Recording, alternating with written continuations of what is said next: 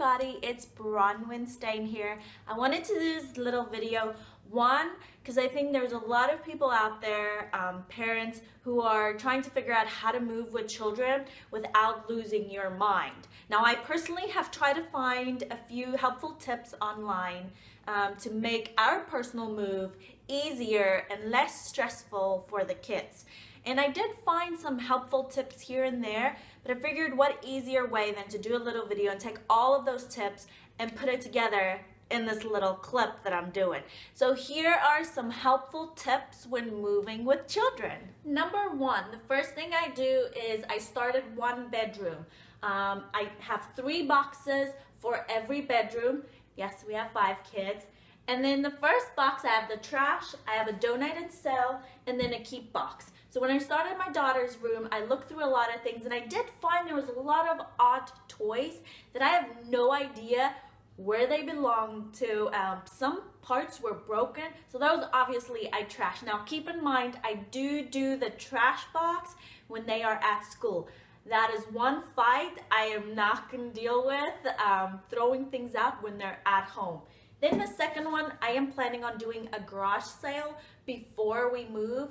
That way I can make some extra cash and I don't have to drag things to the new house if I can just get rid of it beforehand. And then obviously I have the keep box. So that's the first thing I do, and I go from the first room to the second room, and every kid I try and do that. So that's my first step. The second helpful tip that comes in handy when it's a weekend or the kids are already at home after school is I give them each a box, and as you can see, my daughter already started decorating this. I got some stickers just at the dollar store, so it's not very expensive, and I would give her a box to decorate, and she can use markers, stickers, whatever she wants to do on her box. So it keeps them busy and occupied, and they feel part of the move.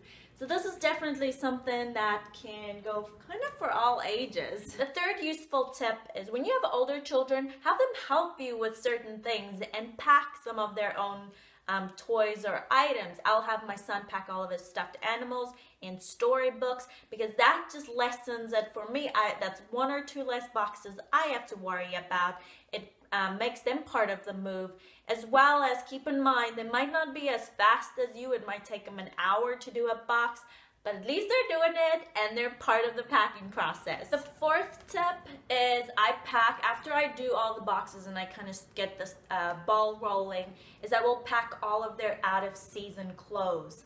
So everything that they won't be wearing until we're in the new house, I'll go ahead and go through their closets and pack all of that.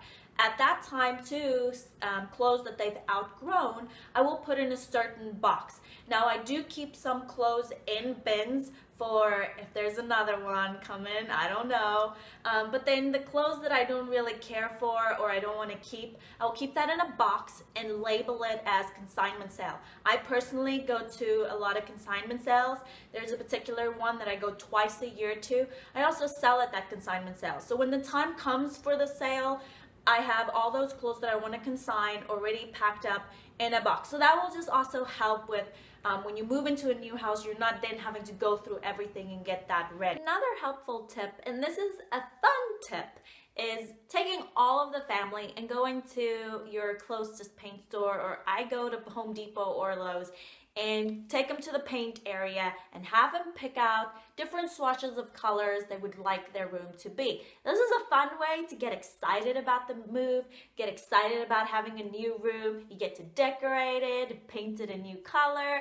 So it's fun for the children, and then you can keep that. And another kind of fun thing to do is having a little scrapbook or a memory book about the journey of moving to the new house. So all those colors they picked, you can maybe have a page for each child of what they wanted their room to look like, and kind of reflect back in a few months or even a few years and see what they wanted their room to look like and what it actually looks like. So this is just a fun tip to get the children excited about the move. The next step I do is, and I just got this for my son at, I think it was JCPenney, I'm not sure, but a little overnight bag. So I have them pack a set of pajamas, I get a new toothbrush and toothpaste. Hey, if it's a new house, you might as well get a new toothbrush, right?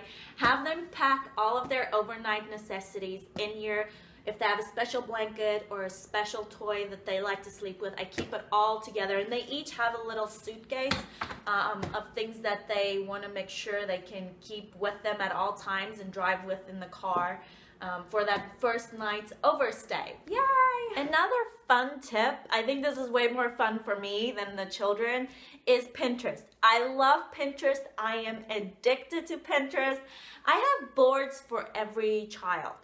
So for every room, there's a board of ideas of what I want the room to look like. And I have my children participate. So I'll go through Pinterest and they'll look at ideas and tell me what to pin to their board. So that involves them in the process of getting ideas for their bedroom. My little girl who's 4 loves it just as much as me, and she's constantly on there telling me what she wants in her room. So this is just a fun way of getting ideas for the new house, as well as getting the kids excited about their new rooms. Another very helpful tip is one night when you're getting closer to actually move, is around the dinner table, go around and have everyone say what was their favorite memory of that home.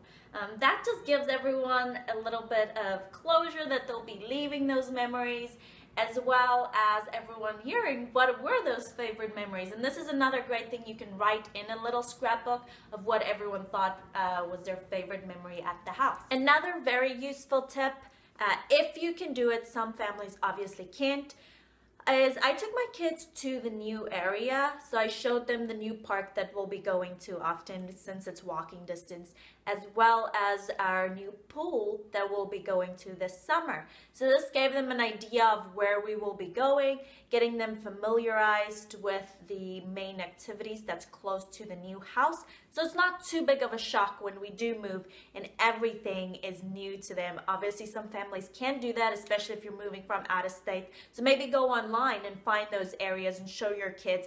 Print it out, put it in your little scrapbook or memory book for your moving journey, and they can look through it and see and get familiarized with those new areas. The last tip that I have is the night before the big move, throw a party.